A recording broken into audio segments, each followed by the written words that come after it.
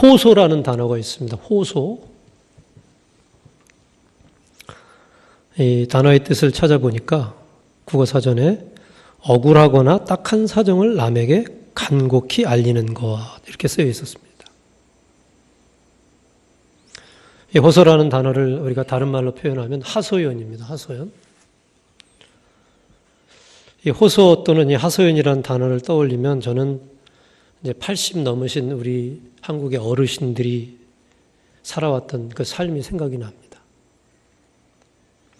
그분들 중에 6.25 전쟁 치르시면서 많은 분들이 과부가 되셨습니다.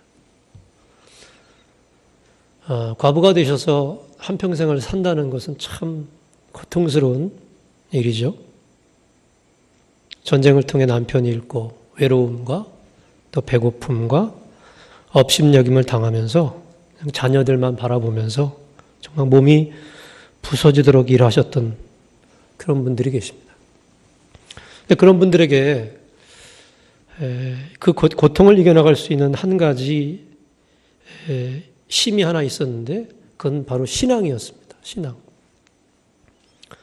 그분들이 그 마음의 응어리들을 교회에 와가지고 막 놓아 울면서 주님만 바라보면서 이 하소연 기도를 드리면서 그 어려움들을 이겨나가셨죠.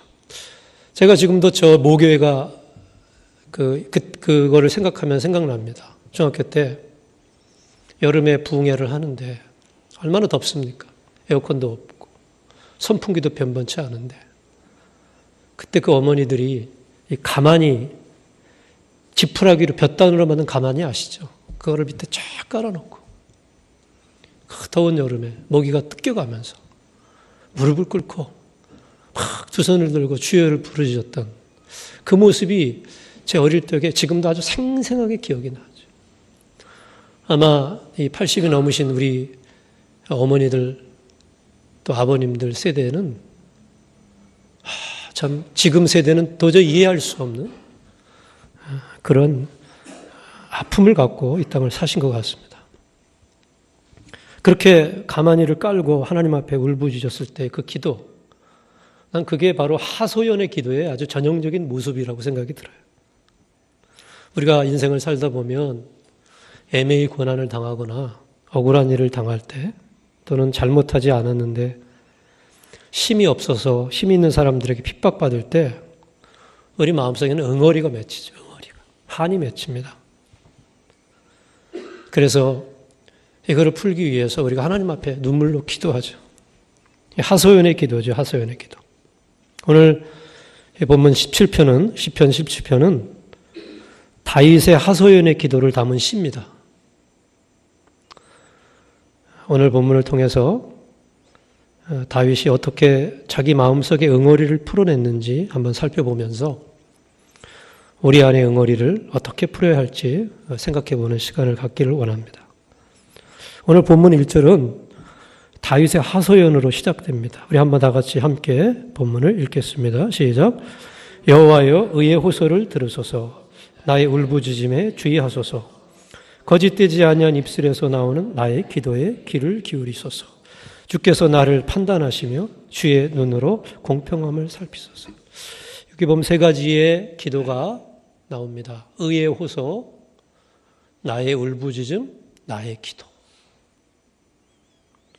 이거를 우리가 한번 하소연으로 단어를 바꿔서 보면 이렇게 할 수 있어요. 나의 하소연을 들으소서. 나의 하소연에 주의하소서. 나의 하소연에 귀를 기울이소서. 그리고 나의 하소연을 들으시고 하나님의 정의와 공평으로 나를 판단해 주소서. 도대체 다윗이 어떤 응어리가 있었길래 이런 하소연을 하고 있을까요? 성도님들 잘 아시겠지만 다윗이 왕으로 기름 부음을 받고 이제 잘 나갈 줄 알았습니다. 그런데 잘 나가긴커녕 오히려 사울왕의 원수로 몰려서 쫓겨다니기 시작합니다. 하루 이틀, 한 달, 두 달, 금방 끝날 줄 알았는데 이게 1년이 가고 2년이 가고 장장 10여 년 정도 고통스럽게 다윗이 도망자 신세로 사는 거죠. 약 400명의 상처받고 갈 길을 잊은 사람들이 다윗에게 쫓아와서 그들을 외면할 수 없어서 아둘람 굴에서 그들과 함께 삽니다.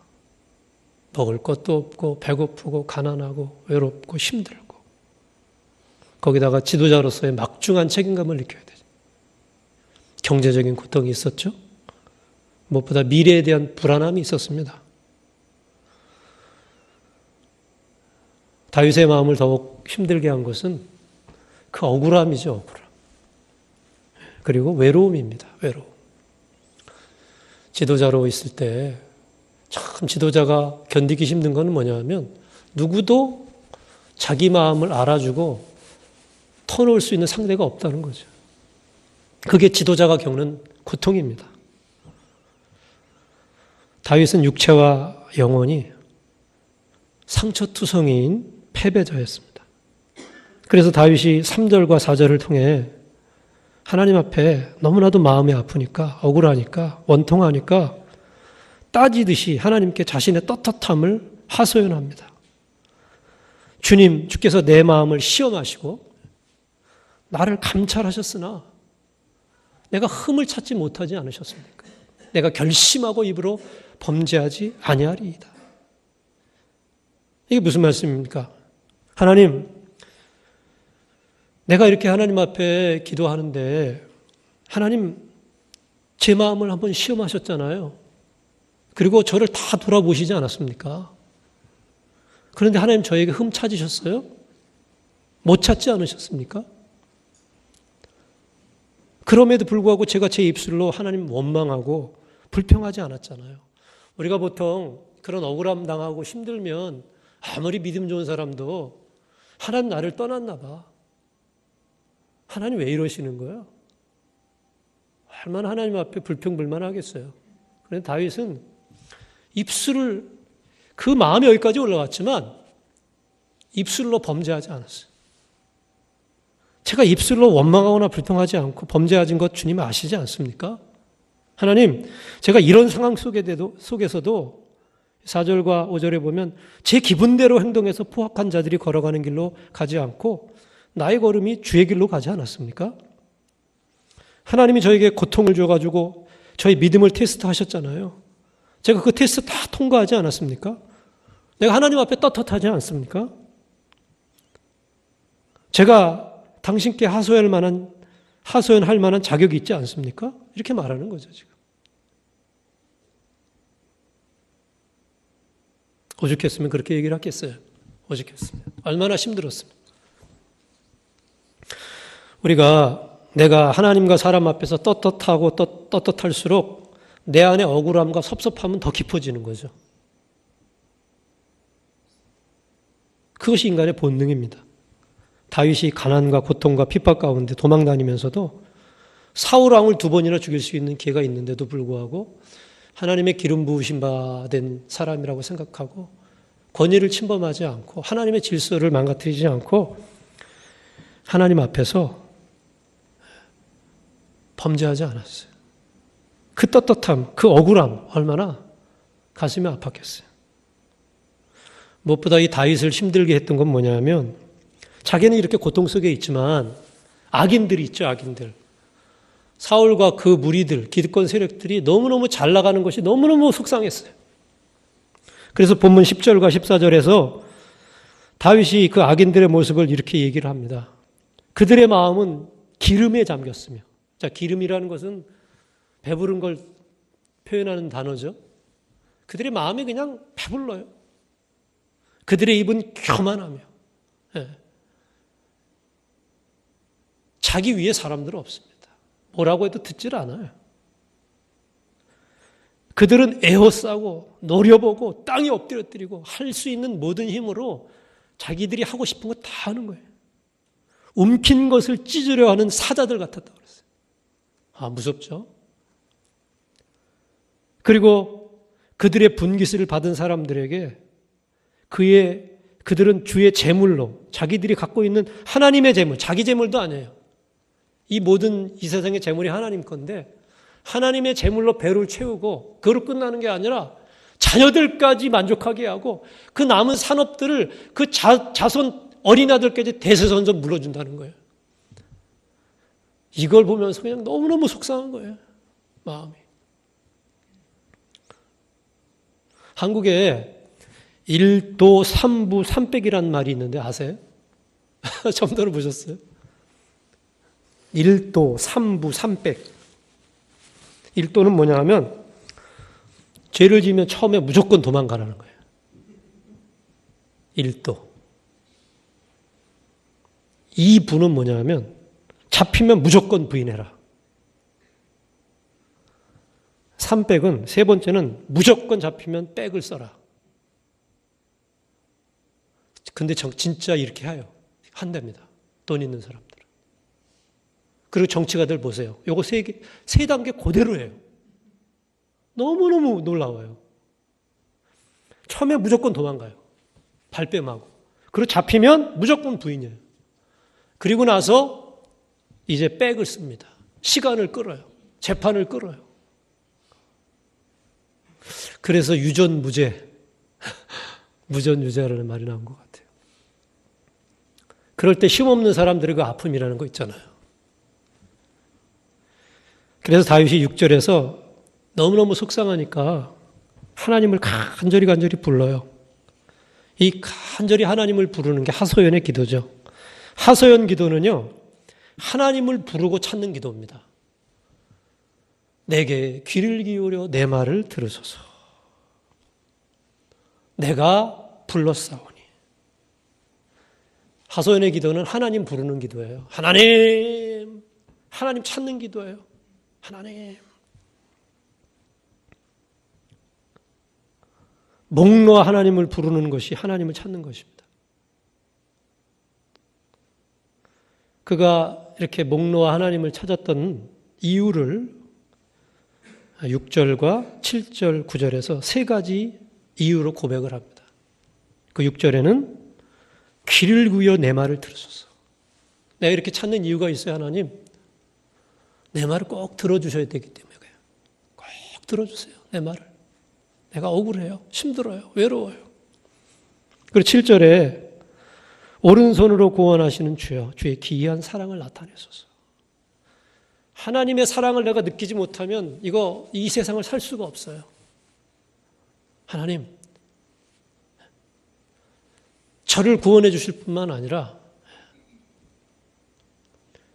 이 치는 악인들에게서 저를 구원해 주시고 하나님의 사랑을 느끼게 도와주세요. 하나님의 사랑을 못 느끼면 고통을 이겨나갈 힘이 없습니다.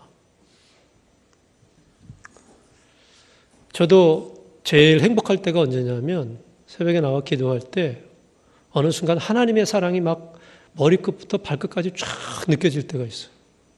그 온몸이 찌릿찌릿하고 혈액순환이 쫙 되는 것 같고 온몸에 질병이 다 낫는 것 같은 느낌을 느낄 때가 있어요. 그리고 그 하나님의 사랑이 꽉 들어오면 너무너무 행복해요. 생각해 보세요. 하나님이 나를 사랑하신다는 것, 내가 하나님께 사랑받고 있다는 것, 이거 왜 뭐가 필요합니까? 그걸 진짜 한번 느껴보시면은요, 세상의 모든 것이 안 보이는 거예요. 그게 막 가슴으로 쫙 되잖아요. 난 이런 은혜를 못 느끼게 어떻게 예수 믿을까 생각이 막 들어요. 그것이 그러면 막 미소가 절로 지어지고 하나님에 대한 사랑이 막 고백이 되어지는 거예요. 아무리 어려워도 하나님이 나를 사랑한다는 것, 내가 사랑받고 있다는 것이 정말 가슴으로 느껴지잖아요. 그러면 응어리가 풀어집니다. 풀어지는 거예요. 그리고 세 번째 구절에 원수들에게서 벗어나게 하소서. 내 말에 귀를 기울여 들으시고 사랑을 나타내시고 원수들에게서 벗어나게 하소서. 무슨 말씀입니까? 이 문제 해결해 달라는 거죠. 계속해서 이렇게 살면 내가 정말 스트레스 받아서 돌을 것 같아요.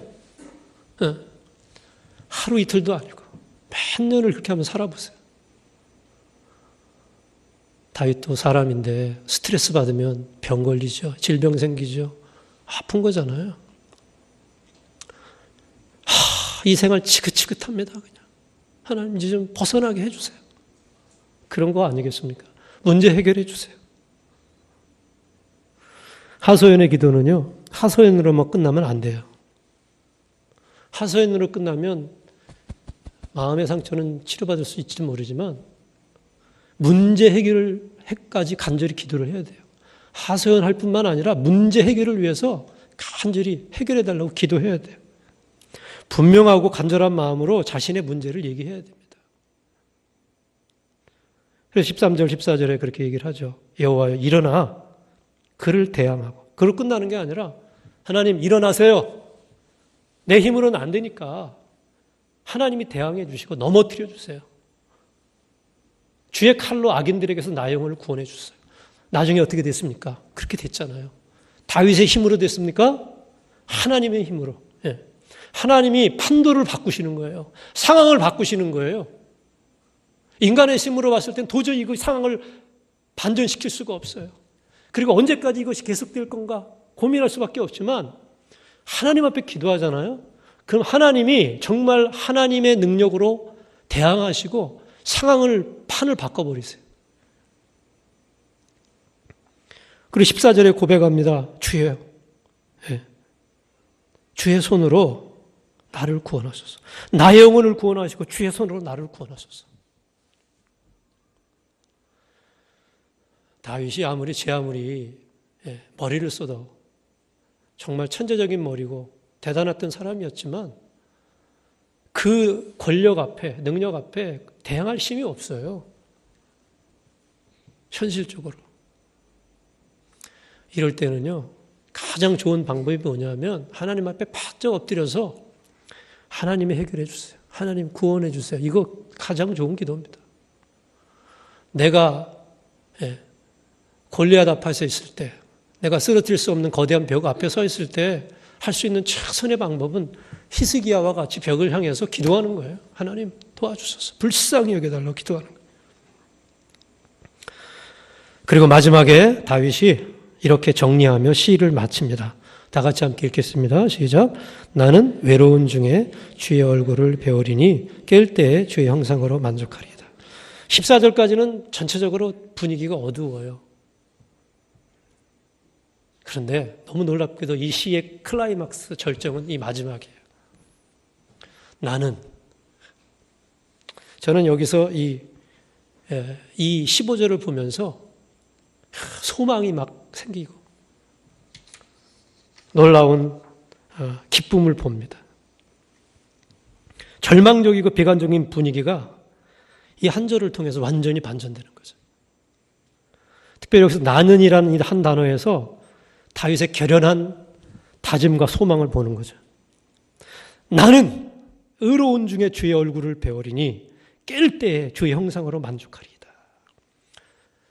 미래를 보는 거예요. 지금은 고통스럽지만 나는 주의 얼굴을 봅니다. 이 어려움을 이겨나갈 수 있는 건 다른 게 없어요. 주의 얼굴을 보는 거예요. 문제를 보고 상황을 보면 앞이 캄캄해요. 그래도 웃으며 살아야 되잖아요. 살기 위해서는 주의 얼굴을 구하는 거예요. 주의 얼굴을.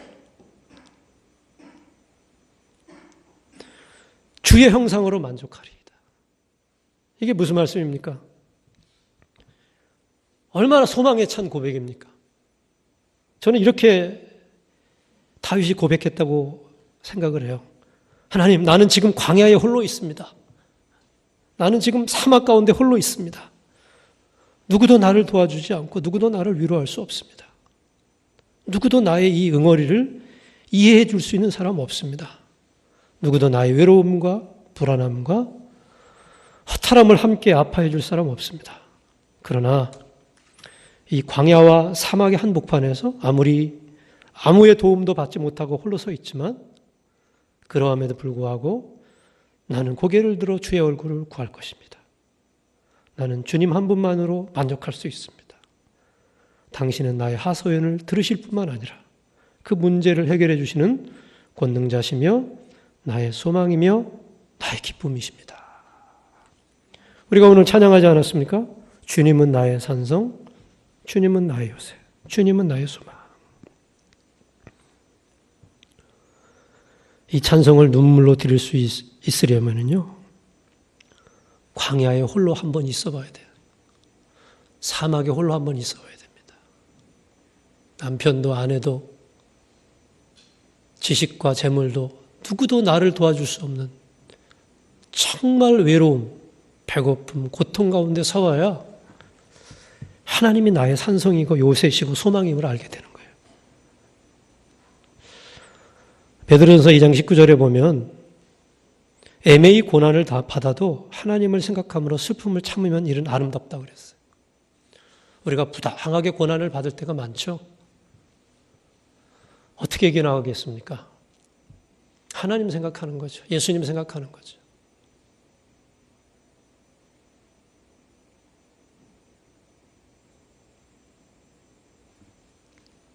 우리가 히브리서 2장 3절에 믿음의 주요 또 온전하게 하시는 이인 예수를 바라보자. 그는 그 앞에 있는 기쁨을 위하여 십자가를 참으사 부끄러움을 개의치 아니하시더니 하나님 보좌 우편에 앉으셨느라. 너희가 피곤하여 낙심하지 않기 위하여 죄인들이 같이 자기의 거역한 일을 참으신 일을 생각하라고 그랬어요. 이 2절과 3절의 핵심 단어는요, 참는 겁니다. 십자가를 참으사 참으신 일을 생각하라.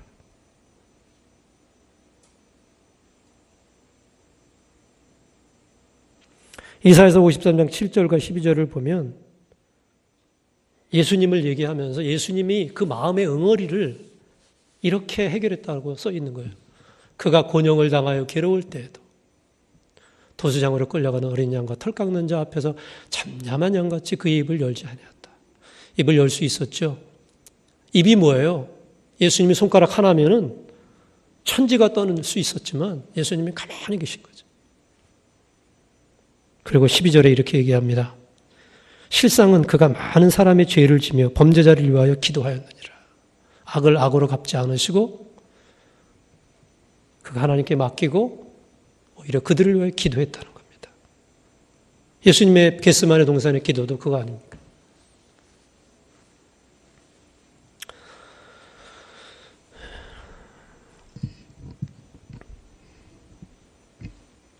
(2차) 대전 때 독일에 디트리 보네퍼라는 목사님이 계셨어요. 그래서 많이 보셨죠?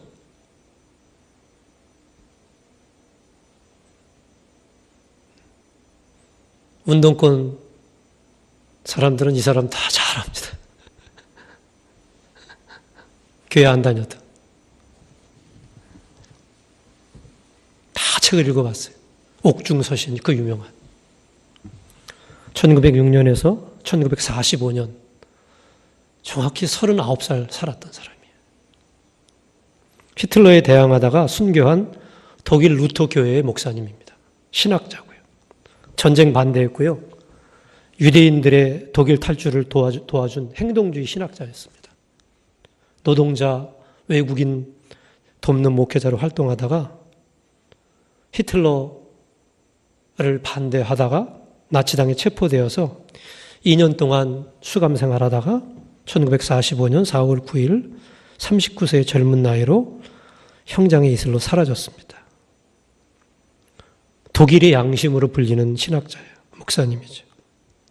너무 안타까운 것은 이 목사님이 순교의 제물로 바쳐진 3주 뒤에 히틀러가 자살을 하는 거예요. 조금만 더 있었으면. 히틀러가 1939년 9월 폴란드를 침공했죠. 2차 대전은 시작됐습니다. 그리고 45년에 4월에 패배하게 됩니다. 히틀러가 집권할 때 독일의 개신교회는 루터교가 주를 이뤘는데 이 히틀러에게 대항하지 못하고 오히려 히틀러를 구세주로 숭배하도록 강요받는데 아무 말을 못했어요. 오히려 히틀러를 구세주로 숭배하는 성명을 발표하는 죄를 저지릅니다. 이 독일 기독교 연맹이 히틀러를 찬양하는 성명을 발표해요. 그리스도는 히틀러를 통해 우리에게 오셨다. 독일 민족을 위한 시대는 히틀러 안에서 성취되었다. 왜냐하면 히틀러를 통해 참 도움이며 구원자이신 하나님 곧 그리스도께서 우리 가운데 그의 능력을 나타내셨기 때문이다. 이런 성명을 발표하는 거예요. 그러나 그 중에 신학자들과 목회자들 깨어있는 분들이 있었습니다. 그분들이 바르멘에 모여가지고 바르멘 신학 선언을 하죠. 우리는 히틀러를 메시아로 모실 수 없다. 우리는 우리의 구세주는 오직 예수 그리스도 한 분뿐이다. 그래서 그 바르멘 선언서를 기초한 행동주의 신학자 칼바르트가 대학에서 잘리고 함께했던 많은 목회자들이 체포되고 고문되고 죽임을 당하게 됩니다. 이 보네포 목사님이 라디오 방송을 통해서 방송을 하면 안 되는데 방송을 통해서 히틀러는 우상이다. 우상 숭배하지 마라. 멈추라고 선지자적인 소리를 내서 결국은 잡히게 되는 거죠. 그리고 자신이 발표하는 원고를 신문에까지 넣고 그래서 수용소에 갇히게 됩니다. 이 2년 동안 옥중서신을 쓰는 거예요. 이 목사님이 이제 나치의 박해가 시작됐을 때 미국으로 망명할 기회가 있었습니다. 뛰어난 신학자였기 때문에 미국의 그 유명한 나인홀드 리버라는 우리 담임 목사님 평화를 위한 기도 있죠. 그 기도 하신 나인홀드 리버라는 분이 이분을 초대를 하죠. 이분을 초대해서 미국에 유니온 신학교라고 유명한 신학교가 있는데 거기에 자리를 줄 테니까 와서 강의를 해라. 일종의 피신해라 그런 거예요. 그런데 이 목사님이 그런 얘기를 해요. 독일 국민들과 고난을 함께 하지 않는다면 전쟁이 끝났을 때 독일 교회를 재건하는 일에 동참할 수 없기 때문에 못 갈 것 같습니다.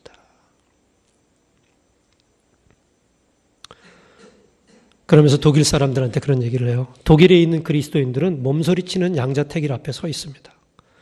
기독교의 문명을 살리기 위해 조국의 패망을 위해 기도하느냐? 아니면 독일의 전쟁 승리를 위해 기도함으로 기독교 문명을 파괴하느냐? 둘 중에 하나를 선택해야 합니다. 나는 둘 중에 어느 것을 선택해야 하는가를 압니다. 그러나 내가 미국의 안전한 땅에서 그러한 선택을 할 수는 없습니다. 그렇게 얘기를 하는 거예요. 그 목사님이 쓰신 옥중서신 중에 유명한 보네포의 기도문이 몇 개가 있습니다.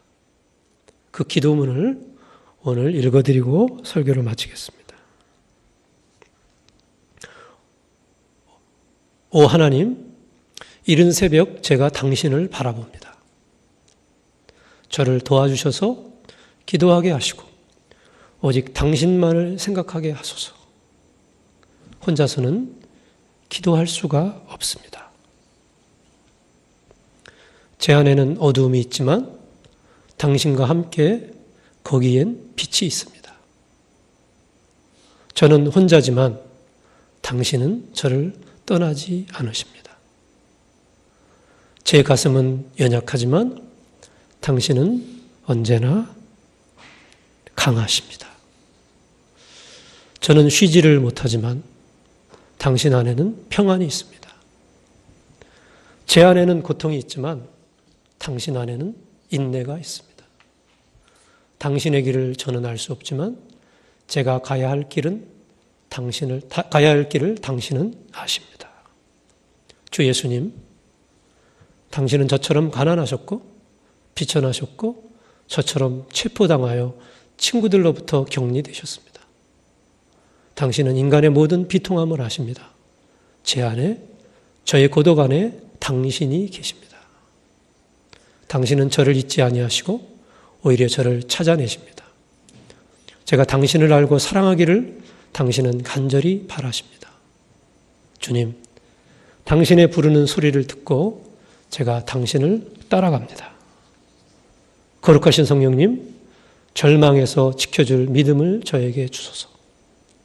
당신과 다른 모든 이들을 향한 사랑을 제 속에 담아주시어 그 어떤 증오에도 고통에도 오염되지 않게 하소서.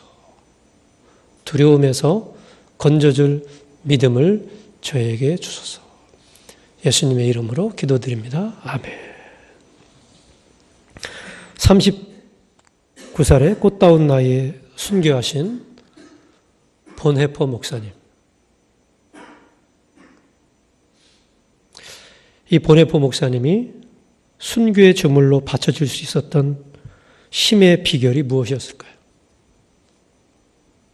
저는 그 비결을 오늘 시편 17편 마지막 절에서 그 해답을 찾고 싶습니다. 함께 읽겠습니다. 나는 의로운 중에 주의 얼굴을 배우리니 깰 때에 주의 형상으로 만족하리이다. 기도하겠습니다. 우리 이 시간에 다윗의 마음을 생각해 보면서 함께 기도하기를 원합니다. 얼마나 힘들었을까? 얼마나 외로웠을까? 얼마나 억울했을까?